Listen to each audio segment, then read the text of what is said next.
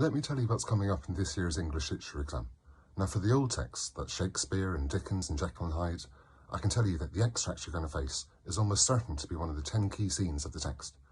So for Macbeth, that would be Macbeth at the beginning, fighting and meeting the witches, Lady Macbeth, come you spirits, Lady Macbeth persuading her husband to kill, the dagger scene, Lady Macbeth soothing her husband after the killing,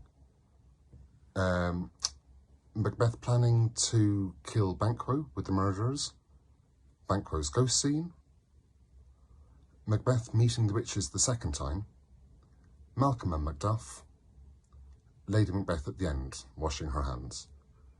Now my point is that instead of going through every single bit of a 200-page text, if you focus on these 10 scenes and you make sure that you've looked at these closely, then you're prepared for whatever extract it is that comes up. And what's even better is that if you have just one quote from each of these scenes, then you're able to show how characters have progressed.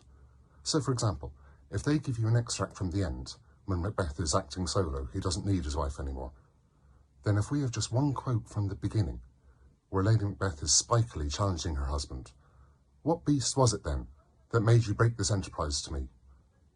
And if we have one quote from the middle, where she's soothing him in a way that's much more typically fitting Jacobean gender roles, she says, "A little water clears us of this deed.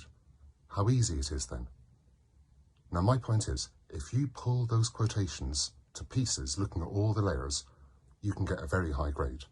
A couple of quotations is enough for you to be able to show knowledge of the rest of the play.